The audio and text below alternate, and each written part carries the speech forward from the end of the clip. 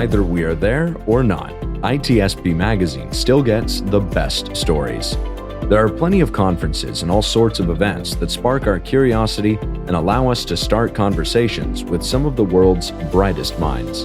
In person or virtually, we sit down with them at the intersection of technology, cybersecurity, and society. Together, we discover what the synergy of these three elements means for the future of humanity. Knowledge is power, now more than ever. CrowdSec, the collaborative and open source cybersecurity solution. Analyze behaviors, respond to attacks, and share signals across the community for free. Let's make the internet safer together. Learn more at crowdsec.net. EdgeScan offers continuous vulnerability intelligence as a service, accurately identifying vulnerabilities and exposures across the full stack. All threats are verified by cybersecurity experts, providing exploitable risk and remediation guidance, virtually false positive free. Learn more at edgescan.com. Pantera, the leader in automation security validation, allows organizations to continuously test the integrity of all cybersecurity layers by emulating real-world attacks at scale to pinpoint the exploitable vulnerabilities and prioritize remediation towards business impact. Learn more at www.pantera.io.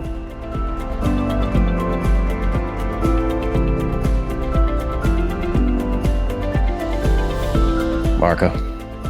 Sean. How's it feel to be 25 again? Oh, God. I just had my half of my life just went through flashback. I have great ideas for a movie, but I'm gonna let that there. It's funny, we share the same birth year, so I also flashed half of my life back as well. Here you go. But that's not the real question. The real question is, what have we learned in 25 years, or maybe are 50 now? But nothing. Absolutely nothing. Yeah, maybe you and I personally haven't, but there are a lot of folks that gather in the sweltering hot desert of fabulous Las Vegas every year to learn from each other by breaking things, sharing things, talking about things, and it's all part of Hackers Summer Camp, and specifically that's Black Hat and DEF CON, the two, and there's a bunch of other events taking place around there as well. But there's a lot going on. The first full week in August, I guess it would be. And I don't know, Marco. We've had the honor of speaking with our guest previously, leading up to some interesting times for the U.S.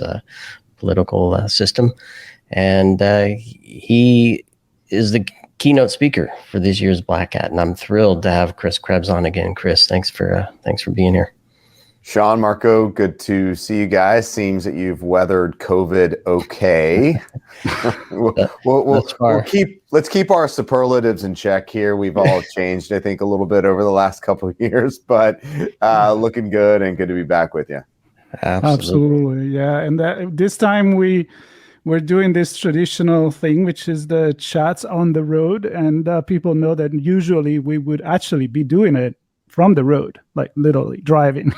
Sean and I, but up as to you 15 say, to Vegas from LA. Yeah, not right this moment. We're sitting behind a screen still. That's right. So we like to start early, and we like to catch up and prepare people for what to expect once they get there. So you have this keynote, which is all about what I love to talk, which is the past, the present, and the future. And as Sean mentioned, 25 years of Black Hat. And with you, we just want to see what this presentation is going to be about and what's in your head. And when you think back, when you look at where we are now and where we're going from here. Well, I'm actually more excited about the other keynote, the Thursday keynote. That's Kim Zetter, who is one of the best, if not the best, investigative journalist out there right now on cybersecurity issues. Of course, she was the reporting force behind Stuxnet in her book there. So she's going to have a great keynote. So everybody make sure you check that one out as well. But as I was talking to the Black Hat team, when they approached me, and Jeff Moss kind of called me out of the blue and said, "Hey, we're interested in talking to you about the keynote. What are you thinking?" And I, honestly, I was kind of taken by surprise. I was like, "This is amazing. It's such an incredible opportunity to talk to this audience and be up on that stage, particularly when it seems like things are kind of getting back to normal." So it was certainly an honor. But they kind of casually dropped that this is Black Hat at 25. And that's like, oh man, that's a lot of pressure. That's what are we doing here? Are we summarizing 25 years of history? And I, as I was talking to Steve and Jeff, I was kind of reviewing, what I do these days. And so what I do is I go out there and I talk to my peers, I talk to executives, talk to CISOs, talk to, incident response teams, and I'm just trying to get a sense of what they are experiencing today and what have they seen in terms of the big changes. What were the kind of inflection points over the last several years that changed the way they've behaved, they've been supported, they've been engaged. And then I want to drive it a little bit more forward. And I want to say, where do we think we're going to be 5 years from now? Where do we think we're maybe going to be 10 years from now? And trying to kind of get that vibe check of, are we going to be better? Are we going to be worse?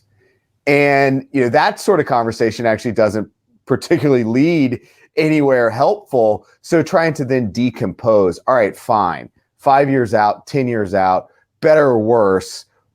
The more important aspect of this is, what do we think those inflection points are going forward, those key decisions that government has to make, that industry has to make, that we as a community have to make? And can we start putting those up on the scoreboard and each commit to making those happen? So that's a bit of what I want to dig into, is what do we think has changed dramatically in the last several years, but going forward, where do we think things are going, and how do we shape that environment from the Mandalay and Vegas, and then once we break out of Vegas and get back into our daily routines, what is it that we have to kind of bring on to drive change? Because we've seen over the last 25 years that it's not going to happen on its own.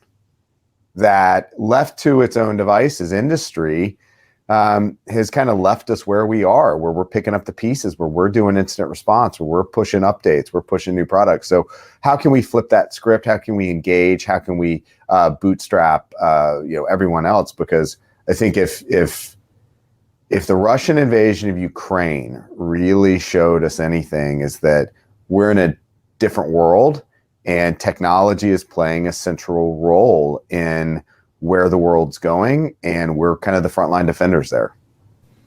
Yeah, so much to unpack in all of that, Chris. And it's incredible you have all of this in your mind. Obviously, you've spent a lot of time involved in this, and I'm going to go there in a second. But just the idea that I think the industry is driven by innovation, right? We're constantly exploring and pushing the boundaries and finding ways to break through them, and then responding to the results that come because we've actually succeeded in breaking through those boundaries. And I'm interested in your thoughts of how we, and maybe I don't want to go here yet, but just how do we get do we set the path where we want to go in 25 years, or do we just end up somewhere? But before we do that, I want to take us back 25 years ago. What were you doing 25 years ago? I knew you were going to ask this in your intro. And I think 25 years ago, I think I was in Atlanta. I think I was parking cars. I valeted cars for to make a little jingle over the summer, and that's a great gig, right? I mean, it was parking cars at Lenox Square Mall in Atlanta, Georgia, which is where the big shops are and all that. And tips were pretty good, and I'd get to, clock about 8 miles a day on 110-degree asphalt. So lots of exercise, sweating it out. And it wasn't a bad way to do it for the summer. And, in the innocence of being a 20-year-old. And hopefully the odd really cool car came through that you got to. Back then the cool car was the Dodge Viper, and got to drive one of those, and that was pretty sweet. Nice. You don't have to worry about autonomous car and and safety or anything like that. Nope, that's exactly. Yeah, and that's kind of part of what we're going to have to talk about. 5 years from now, and this is kind of one of the rhetorical devices I do when I talk to folks, is close your eyes, put yourself 5 years into the future, and just put yourself in your living room, in your office, in your car. You're going to have more things that are dependent on connected technologies, connected devices. What about on your body, in your body? Just travel in general. It's really, you talk about redefining security. It's just redefining way of life based on technology. And all that is attack surface. And are we really seeing the changes in software security, software safety that we would expect to keep pace with that acceleration of adoption of these technologies? And I think that's one of those things we really need to dig into. Are we bringing those trend lines closer together, or are they diverging? I think we have the answer, but I don't know if everybody agrees or not. But so let me go back to my earlier point, Chris, because I know we're taking us to the future, but we can then kind of step it back to see how we actually get there. But do you see that we as an industry are able to kind of not just learn from inflection points like you described, but actually kind of steer toward them as we want to, with a particular outcome in mind, so that we can say, here are the players, here are their roles, here are the actions they need to take, and that has to happen to arrive here. Now, we may not follow the exact path, but at least we have some idea where we want to go. Do you think as an industry that we're capable of that? I think absolutely. I mean, screw 25 years. Think about 10 years back, right? Everybody put yourselves back to 2012. Think about where we were then and think about where we are now. You talk about, as a community, we're innovators, the number of products, that the vibrant cybersecurity marketplace that we see out there right now. Yes, it's pretty busy, pretty crowded. A little bit of consolidation in the market might not be the worst thing in the world, but it's a much more robust security environment right now than it was in 2012. We have board briefings with executives and across the C-suite on a much regular frequency. We have executives that are more attuned to the issues that we care about. It's not just a kid in a hoodie worried about these issues anymore. It's a much more aggressive and diverse group, which kind of plays into my overarching thesis, or at least my mindset, is that we're seeing improvement. We are absolutely seeing improvement. We're seeing the trend lines tick up. The real question is, like I already said, can it keep pace with just general technology adoption? But again, we're seeing behaviors, we're seeing all the sort of indicators of success tick up and go the right way.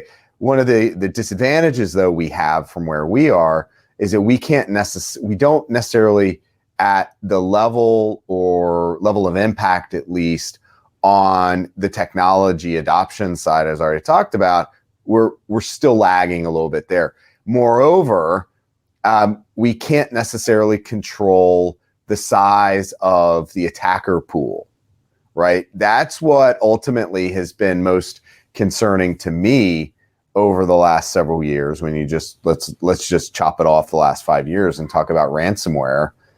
The success that ransomware affiliates and operators have had is only encouraging more and more folks to come into the community in safe harbors, at least into that pool of bad actors.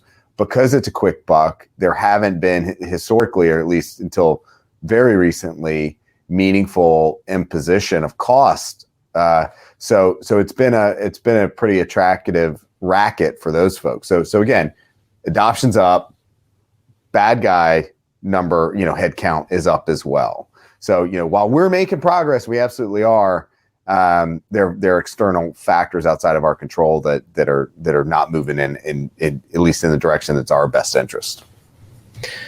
So I know Marco's going to jump in here in a minute, but another thought from you, Chris, tapping into your experience both in public and private sector, and maybe the best way to put this is there anything that you're doing in your current role with the Krebs Stainless Group that surprises you from a private sector perspective that maybe you thought was different in your role at CISA in serving the public sector?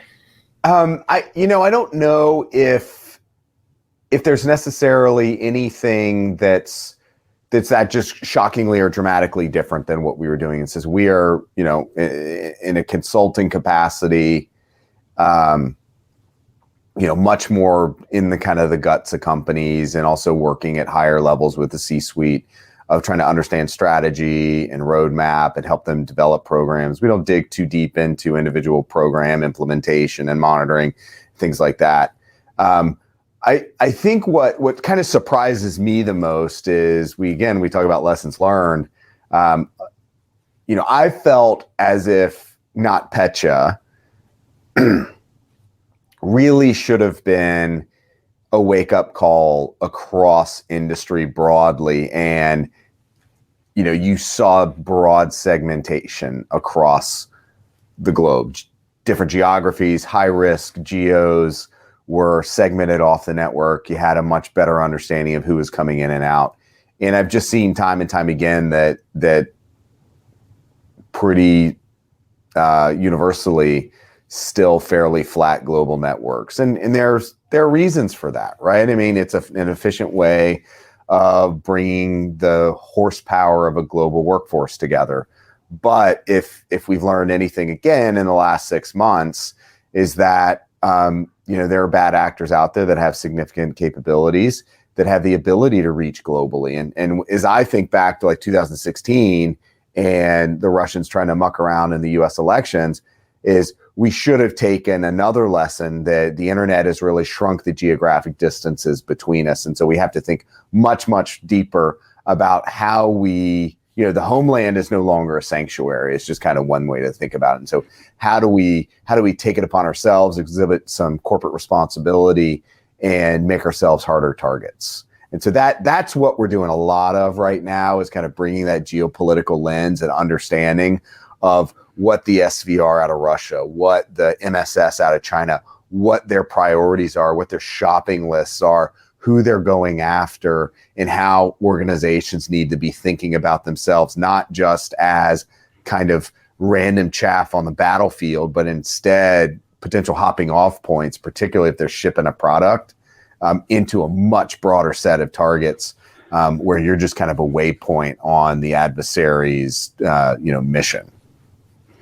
Well, let's stay right here, because I've been thinking about what you said pretty much. I mean, all the geopolitical situation that keep presenting themselves, and how the world is so much smaller now, but also so much more complex because of this, and how maybe it's time to really think in a proactive way instead of a reactive way. So strategizing seems to be the way to go, but it seems to me it is really hard to put together different countries that have different businesses in there. I mean, I think that's where we need to go, but how do you see that going? So one of the things that we're working through right now with a number of different organizations is not everyone can accept the fact that, or is able to, from a market, a global market, a supply chain dependency, a sales perspective, is able to look at China as a flat out adversary. The Chinese government, the PRC, right? They have dependencies, they have R&D, they have all sorts of different reasons that it's just not realistic to cut off that country, that geography entirely. And that's frankly why when we look back, I think the Russian invasion of Ukraine, it was actually quite simple for organizations to say, you know what, we're just going to cut off Russia. It's a low single digit percentage of revenue for most companies that operated. Global revenue, Western companies operating in Russia was quite small for most. And so it was actually a fairly simple decision, and then controlled shutdown plan. Now, controlled shutdown plans is an entirely different discussion, I think, in that I don't know of any companies that actually had a 72-hour controlled shutdown plan for an entire country, the geographic size of Russia. And yet you saw hundreds of companies do that. So there will be a wealth of lessons learned from that exercise alone. And so organizations really need to go back and say, hey, how did we do that? What did we miss? What were the technologies that we wish we would have had in place, like some sort of insider threat detection program? How are we tracking other threats? And then let's pull those lessons and then apply it forward to whatever the next geopolitical issue is. And the basis that we're using, and this is generally driven by recent announcements by the U.S. and UK intelligence services. When you've got the director of the FBI and the director of MI5 out of the UK shoulder to shoulder saying that China's the biggest threat right now, existential threat to the West, pay attention. That means something. And so let's use that as a model. Let's say, hey, if China were to invade Taiwan, how would that affect us as an organization? How would that affect our supply chain? How would that affect our ability to service our customers? How would that affect our ability to continue to operate globally, understanding that, again, we're a SaaS product or we're shipping some sort of hardware where that hardware product may be targeted, or that software hosted service could be targeted as a jumping off point. That's how organizations need to be thinking about the world right now. And you have time, right? It's not going to happen tomorrow. So if I learned anything in my CISA days, it's that when you have time in front of you, use it wisely. Don't just think about the fires you're putting out today because everybody's patching the latest thing, but think about where you want to be 5 years into the future. And if you have an extra hour in your day or 30 minutes in your week or whatever, use that time to do some scenario planning, to work through some worst case scenarios, and make sure that you're able to put yourself in a better position down the road. And that was the entire mindset around the CISA motto: defend today, secure tomorrow. You have to have these two different mental time horizons that you can maintain at any given time to ensure that you're not constantly putting out today's fires. Make your life easier a little bit in the future, so you're not sitting there going, you know what? Damn it, we should have known. This was obvious. You can identify some of those things. They're always going to be whatever we want to call them, black swans or whatever. But you've got the ability, you've got creativity on your team. Use that to your advantage. Yeah, and I think the big lesson too that we've seen is you work together, and that's something that CISA, you guys have been doing great to establish relationship between the public and the private sector and the hacking community and all of the one that comes together now. Because of course you can't predict everything, but if you work together, right, it's pretty nice. So let's go back to your keynote, and we say Black Hat at 25. Where do we go from here? Who do you expect to come to see your presentation, virtually or in person, and what do you hope they get from it? Well, in terms of the audience, I can't always everyone. I can't always influence who's going to show up there. This is kind of dependent upon who wants to be there. But I think it's intended to land with a broad range of folks from government, from industry, from the research community, academia, and beyond. But it's also targeted for a range of different levels of within an organization, from executives. So, whether it's a CISO or a CEO or even someone that's an advisor or a board member, to help them think about, as a decision maker and as someone that sets agendas, how should we be thinking about the next couple of years?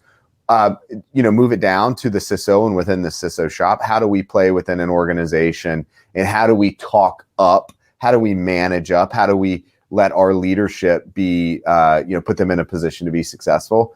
And then throughout the community, what are some of the things we need to do to have a more inclusive workforce? How do we bring more people in? Because it's not just about the policy decisions. This is a really exciting field to work in. It's a complete bear right now. I mean, it's hard slogging work at times. Incident response in particular, we've been shields up now for 7 months or whatever it's been. So those are the sorts of things that I want to talk about, how we maintain or keep our wits about us, how we bring more people in. But again, this is fun. This is a great place to work. There's a whole lot of job security. You talk about Black Hat at 25. Think about Black Hat at 50, how big this thing is going to be and how many people are going to be there. This is an unfortunate reality of where we are in terms of technology dependency. This ain't going away. The risk piece is not going away. We're not going to solve it with some magic code. There's always going to have to be someone that's watching, that watcher on the wall, and that's keeping an eye out, that's responding, and generally making the world a better place, better, safer place to live. So, Chris, you're going to be surrounded by a tremendous amount of talent in that audience. And then around the halls and everything else as you're coming and leaving the stage there. And I presume people will be swarming to ask you questions afterwards. You mentioned earlier that talent was one of the things that I don't know if you used the word troubled you most, but certainly it's top of mind. And I'm wondering if there are either lessons learned, perhaps, that you can touch on, and or maybe a view for the future of how we overcome some of the challenges with respect to attracting and retaining and keeping healthy the talent that we need. Well, there was just recently an event here at the White House in DC, led by the National Cyber Director, Chris Inglis, talking about the cyber workforce challenges. And I look at events like that and think, they're positive. They bring the community together. They set out some good goals. You get commitments from large organizations, Microsoft and Amazon, all these companies are there that have the budgets, they have the demand that they can create. And then you also have academia. But to the broader workforce challenge, I mean, it's not just at the higher end. I mean, we need to get technology savvy folks out into state capitals, and not every state capital is Atlanta, Georgia, which tends to be a bit of a tech hub, or Austin, Texas, right? You've got Albany, New York. You've got places that are much more rural. And so how do we create a technology workforce that's distributed?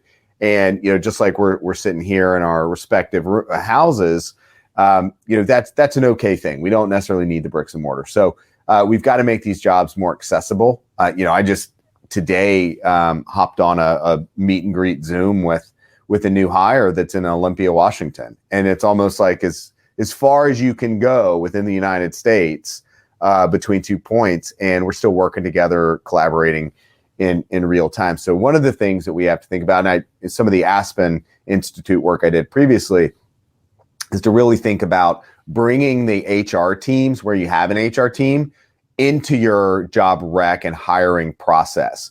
Kind of left to their own devices, they may go out there and grab a job description off of some site that's a couple years old and super high spec'd, and then updated with Rust or something that there's not a whole lot of expertise and experience out there, or at least it's developing.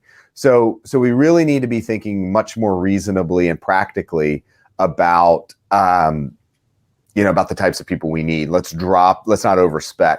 I look at this internally, and the demand for certifications, the years in the job, 4-year degrees, graduate degrees, all those things are maybe requirements in government, even though they're shifting away from that.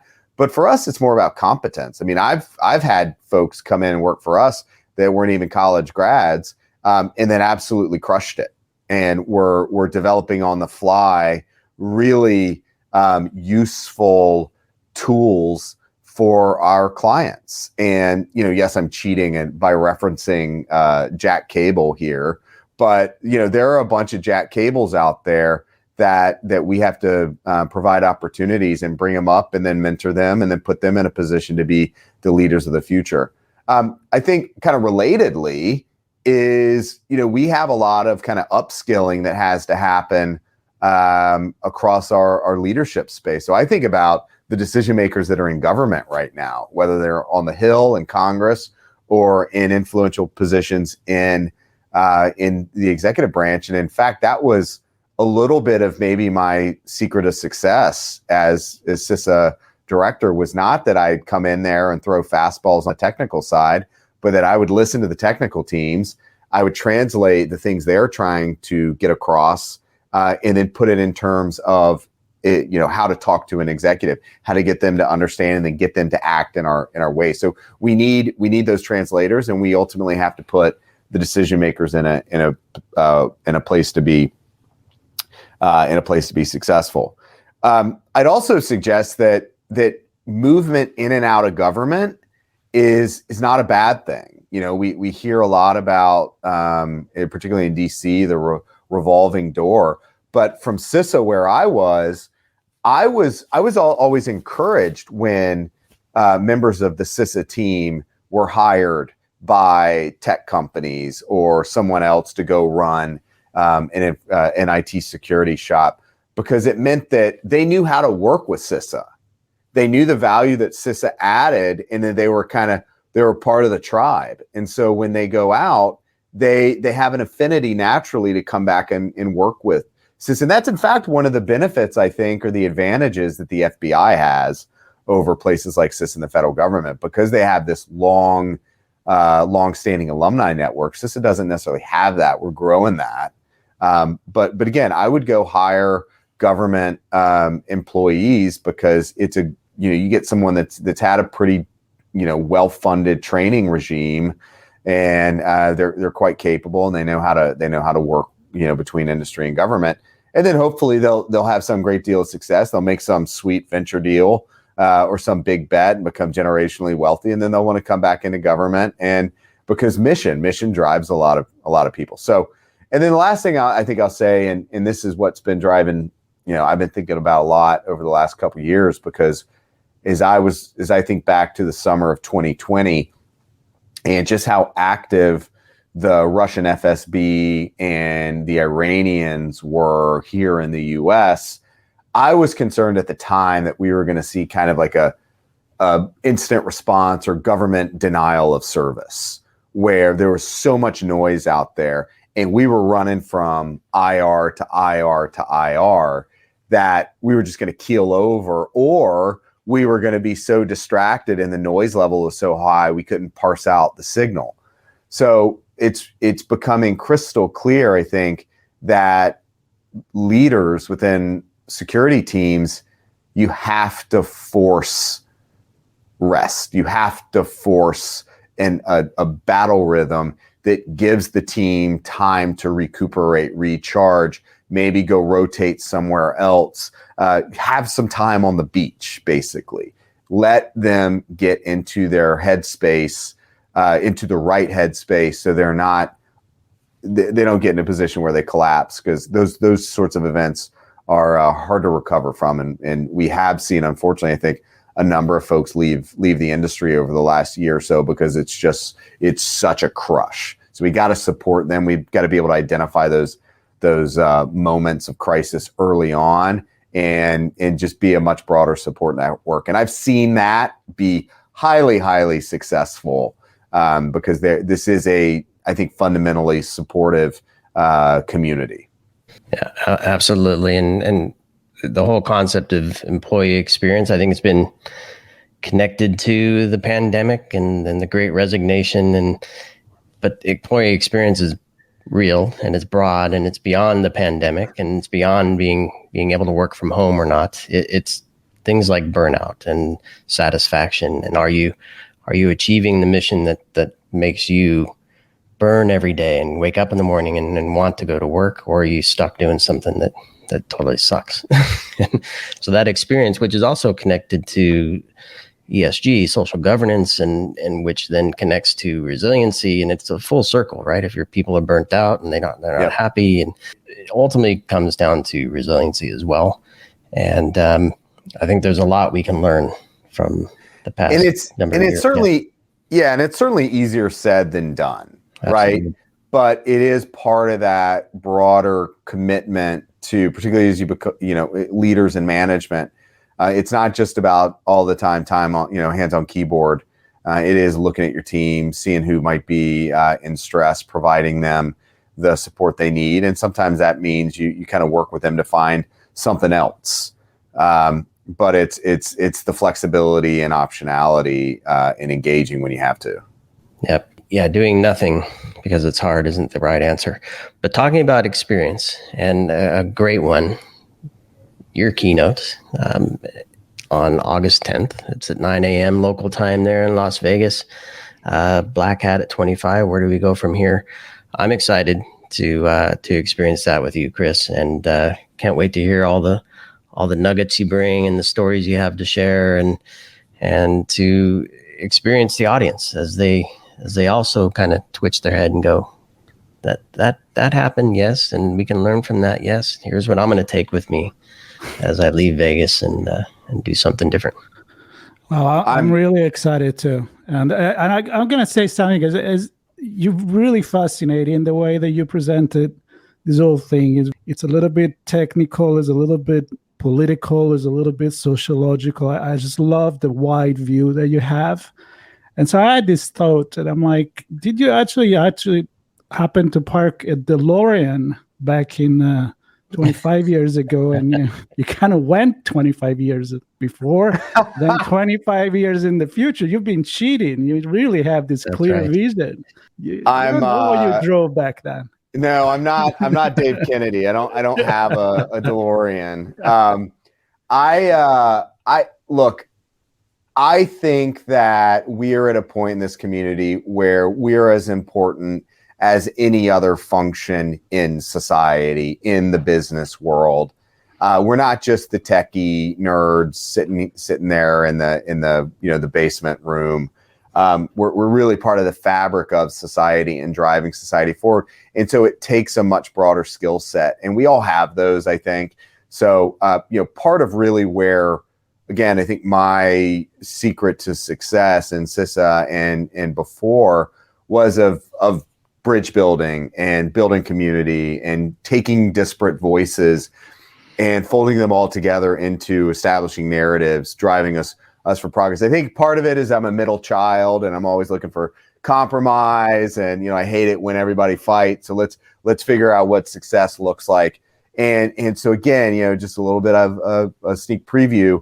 But a lot of my keynote is going to be based on conversations that I've had with other people, other thought leaders, or actual true, really thought leaders, people that are really technically proficient, people that are hands on keyboard in IRs all day long, policymakers. Try to blend it all together so it's this kind of mosaic of perspectives, because no one single person has all the answers right now. It really will take a team to get us where we need to be. And so we need to have those voices and package them up and put them out there. And so that's what I'm trying to accomplish here in a couple weeks in Black Hat. Big lesson right there. I have the answer. What is it, John? It's 42. It's 42. 42, exactly. And that's the code to get into your keynote session, because I honestly believe that the learnings that will come from that session are going to be incredible. And I want to thank you, Chris, for joining us again here on the show, and congratulations on the keynotes. I'm looking forward to yours and Kim Zetter's. Two very different perspectives, a lot of information coming from both of you. And I want to thank everybody for listening to this episode of our Chats on the Road to Hacker Summer Camp, Black Hat and DEF CON.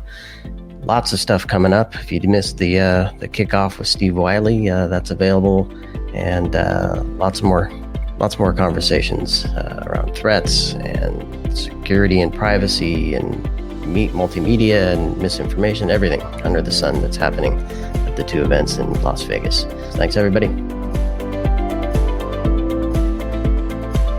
Pentera, the leader in automation security validation, allows organizations to continuously test the integrity of all cybersecurity layers by emulating real-world attacks at scale to pinpoint the exploitable vulnerabilities and prioritize remediation towards business impact. Learn more at www.pentera.io. EdgeScan offers continuous vulnerability intelligence as a service, accurately identifying vulnerabilities and exposures across the full stack. All threats are verified by cybersecurity experts, providing exploitable risk and remediation guidance, virtually false positive free. Learn more at edgescan.com. CrowdSec, the collaborative and open source cybersecurity solution. Analyze behaviors, respond to attacks, and share signals across the community for free. Let's make the internet safer together. Learn more at crowdsec.net. We hope you enjoyed this episode of our On Location Conversation. If you learned something new and this podcast made you think, then share itsbmagazine.com with your friends, family, and colleagues. If you represent a company and wish to associate your brand with our conversations, sponsor one or more of our podcast channels. We hope you will come back for more stories and follow us on our journey. You can always find us at the intersection of technology, cybersecurity, and society.